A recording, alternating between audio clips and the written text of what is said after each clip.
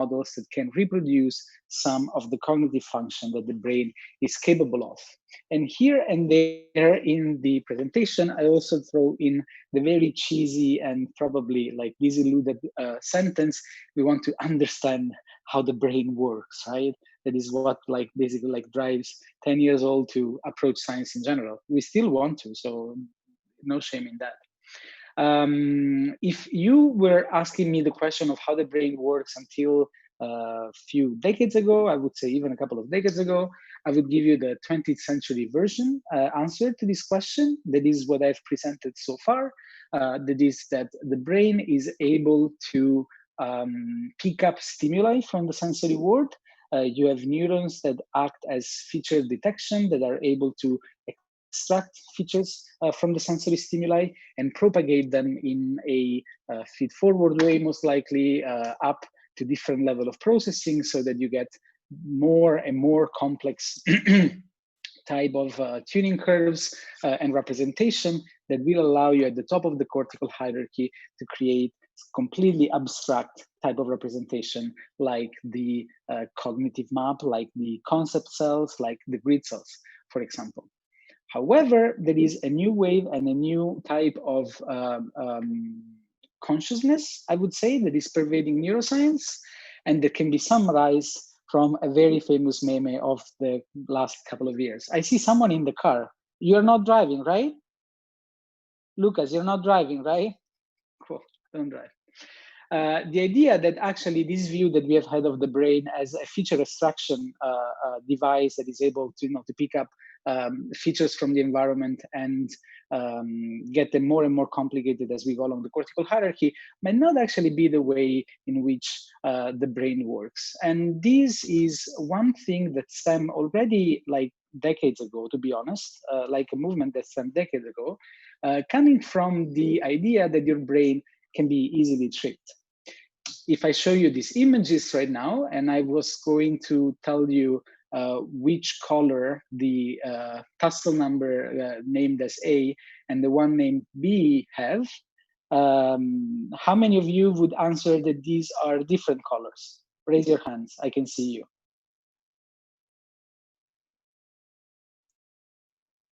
How many of you would say that they're the same color? Okay, so the majority say nothing, which means you're either brain dead or you're basically like very good at these, or you've seen it before. Many of you say that these are different colors, and some of you say that this is the same color. Now, let's do something like this. Let's connect the two squares.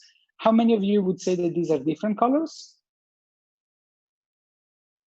Nobody anymore. And how many? One. Okay, one, perfect. How many of you would say that this is the same color? Many, many more. Okay, now make a game. Not you in the car, but the other ones. Go with your hand and cover the green block. You that were saying that it was different colors, do you still hold that conclusion? It still kind of looks like that, but it could be my screen, I don't know. Okay, maybe the screen is different, but what I can tell you there, it actually is not. It's the same color. A and B have exactly the same color. So if your brain was the perfect feature detection that you imagined it to be in the 20th century, you would say, why? How is it possible? Like, my retina is focusing on a pixel and is actually picking up the color in a way that basically is telling me the two pixels that have the same intensity are actually of a different intensity. How can I be tricked like this? And this, if you wanted to go again to the previous thing, is most likely the reason why part of the globe saw the dress as white and golden, and part of the globe saw the dress as blue and black. What this type of phenomena suggested to some people, which have been translating these hypotheses in experiment, is that maybe the brain is not really using the perception that it gets from the environment to create more and more complicated representation, but the brain is constantly generating a mental model of the world and updating this mental model of the world according to the sensory stimulus that arrive, so that it guides through this representation of this mental model of the world what it actually sees.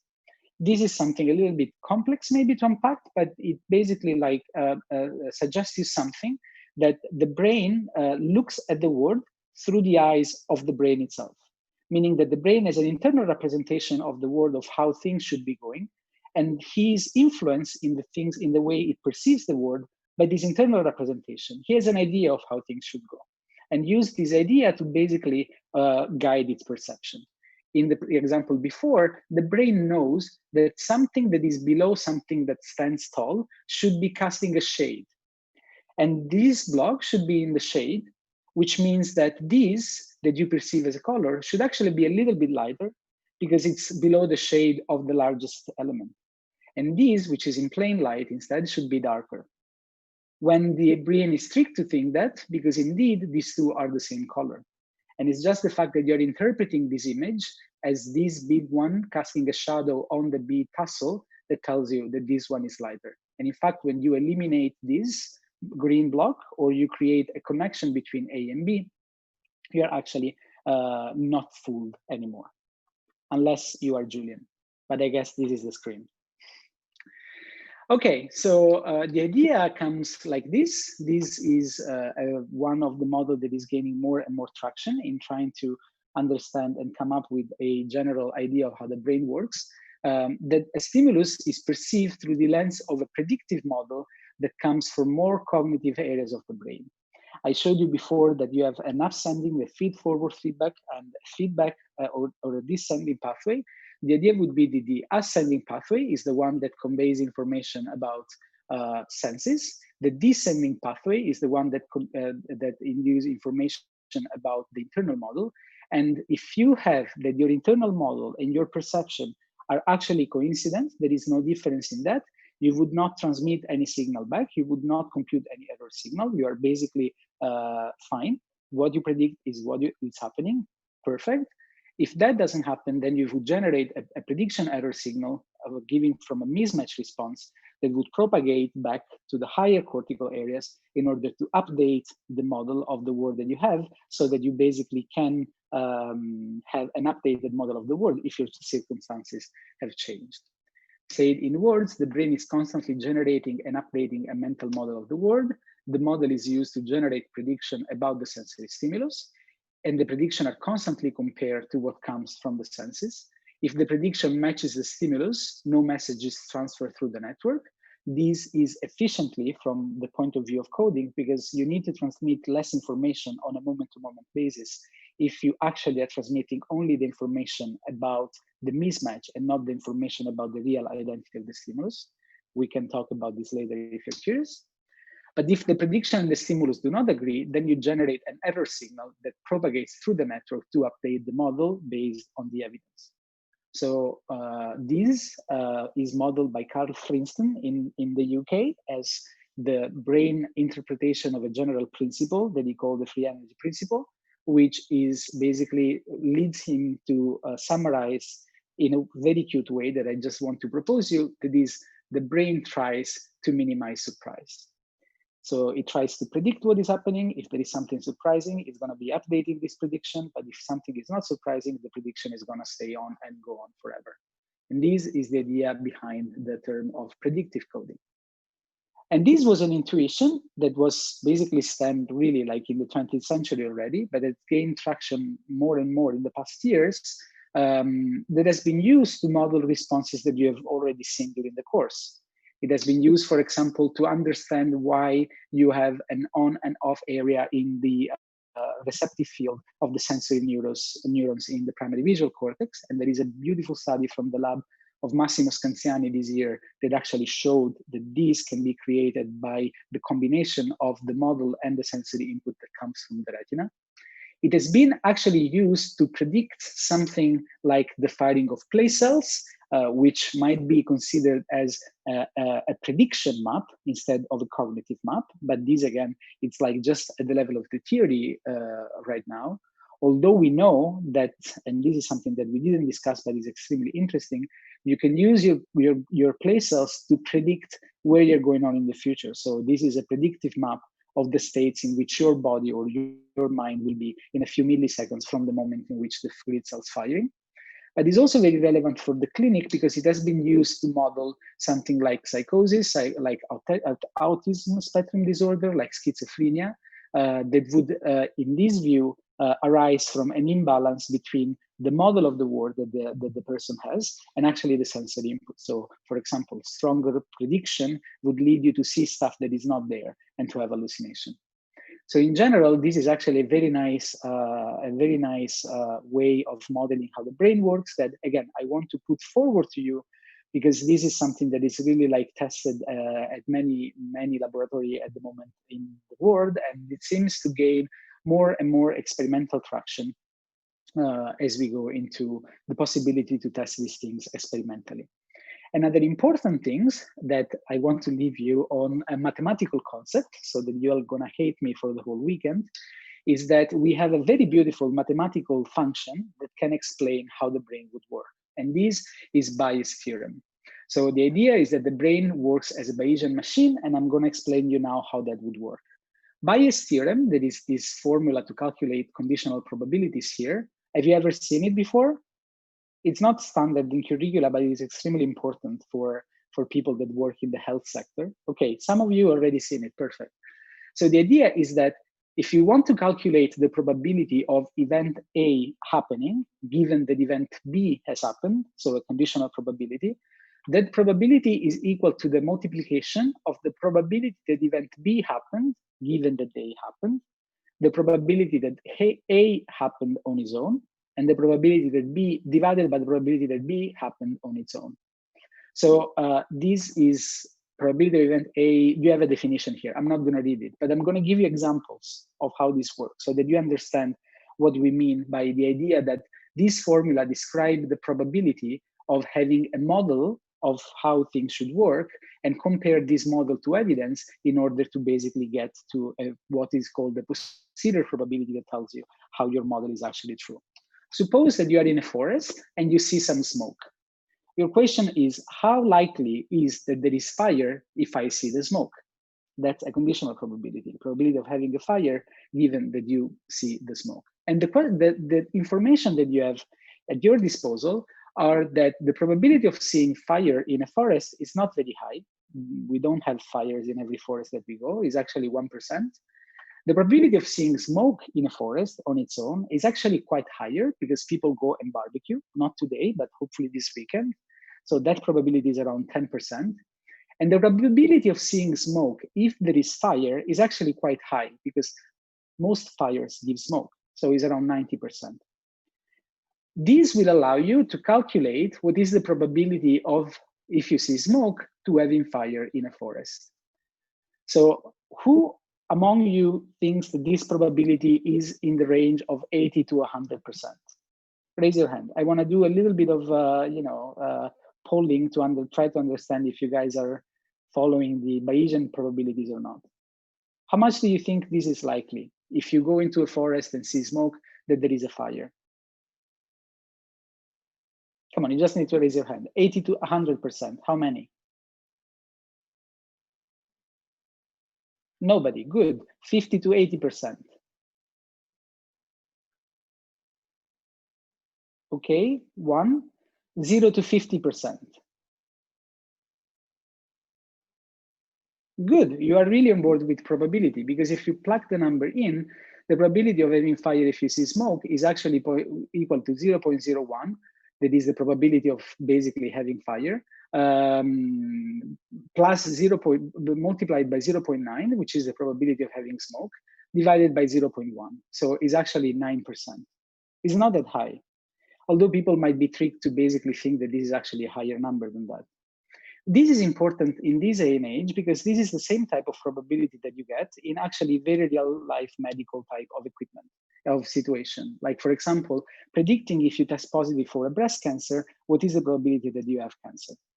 So if you know that 1% of women have breast cancer in the world, that 99% of mammograms detect breast cancer when it is there, so you have a fraction of real positive that is 99%, and that 90% of mammograms do not detect breast cancer when it is not there, so a rate of false positive of 1%, you can plug in the number and try to understand that if you test positive, the probability of having cancer is actually equal to 50%.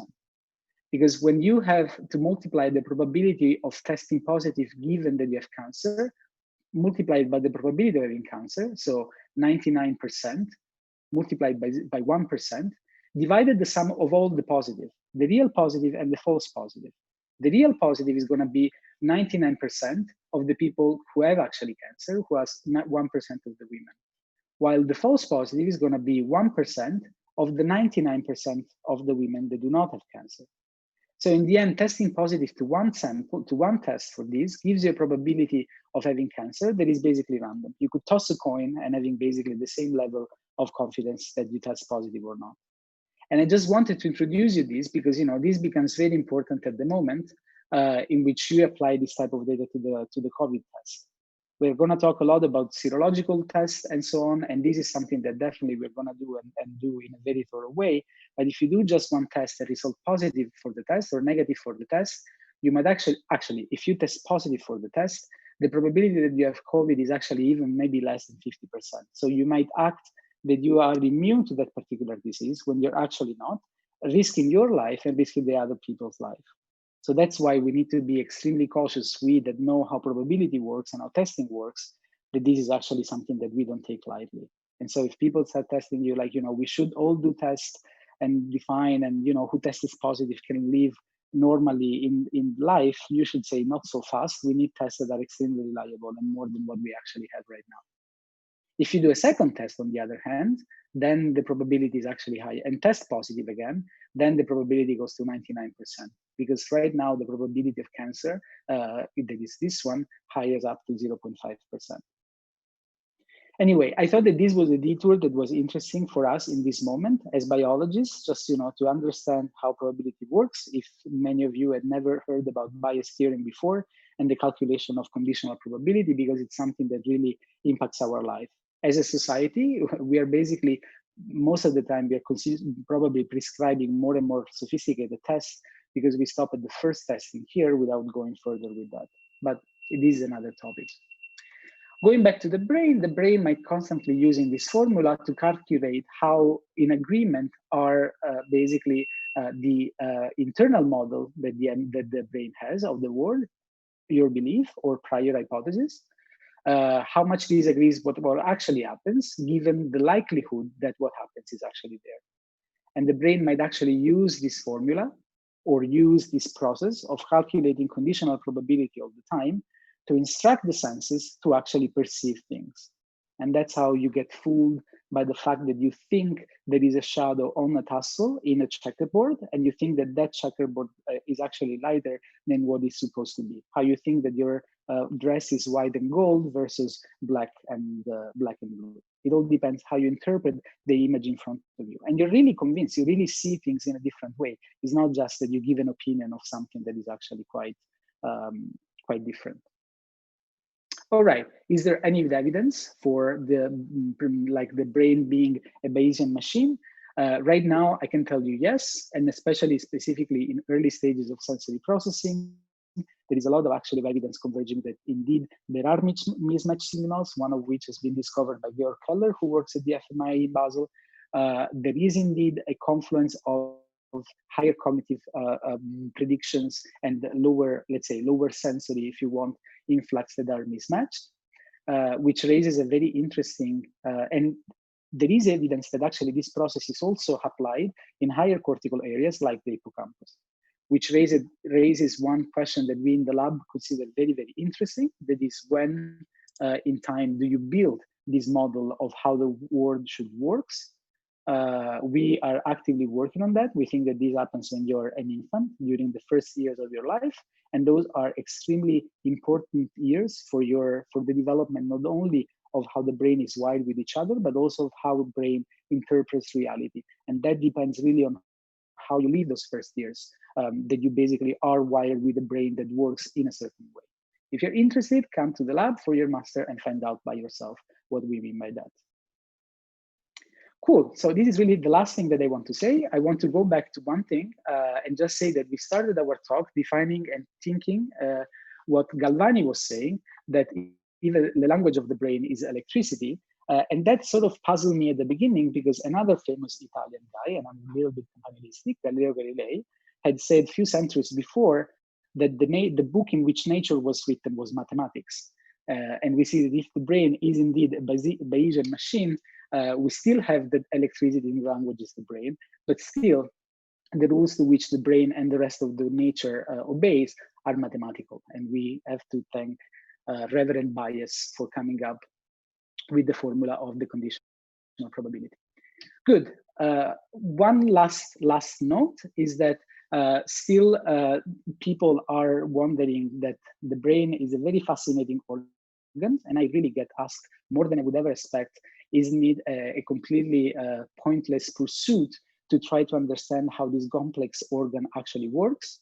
I would say no. I think that by this week, you have been exposed to technological advancement that really were unimaginable just 15 years ago, like calcium imaging, optogenetics, dense physiological recordings like the one of NeuroPixel. This is our dream experiment that we are able to do, and we are very lucky to live as neuroscientists during this day and age. We now have also the computational tool to make sense of this observation, and you have seen some of those today. But this is not the most important question that has been bugging me this week.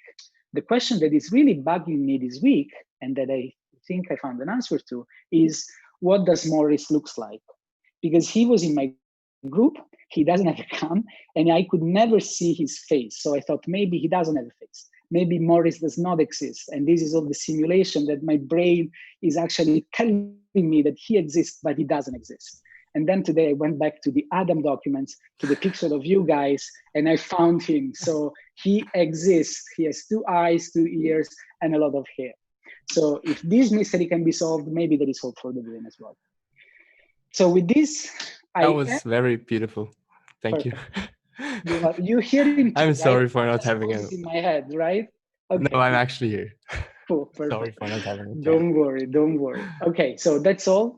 This ends really this week. I hope you guys had a little bit of fun with the brain, and also they could learn something. Because you asked me about it, I just will give you 3 possible questions that I am trying to prepare the exam. One of these could be, what is an engram? What does an engram look? What form does an engram take, and which are the essential features of an engram? Another type of question could be, name and describe 3 different ways to manipulate neuronal activity, each method's strengths and weaknesses, and provide the example of a real-life use. A third type of question could be formulated like this. At the end of the 19th century, Paul Broca discovered that a lesion in a specific area of the brain, which is the Broca's area, not randomly, was responsible for a patient's aphasia, so the inability to comprehend or formulate language. Sketch a research program aimed at studying the neural correlates of language production in a vocally rich model system like zebrafinch. And just to tell you, I don't have any preference for questions. So do your math of which one is actually going to appear. The other thing that I want to say is that as far as my concern, the exam is going to be the one that's going to count the most on the final evaluation of your course. But if there is a dubious performance, then I go back to your lab books. I will read your lab books anyway, just to find out what you're done and what not, and how we will have to adjust this block course for next year. But again, the exam is one that is going to have the largest weight. And now we are really done. So the week is done. We know how Morris looks like. Perfect. If there is any question, curiosity, objection, just you can let me know. How to win a Nobel Prize.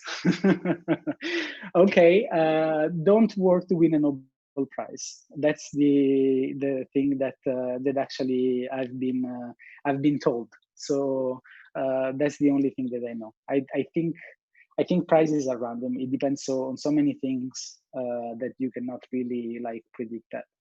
But there is one thing that I can tell you. So because you might come to there is a lot of how do you say, controversies of who gets in and no one gets it. And I heard from the members of the Academy in Stockholm that the Nobel Prize is given for one discovery. It's not a career prize.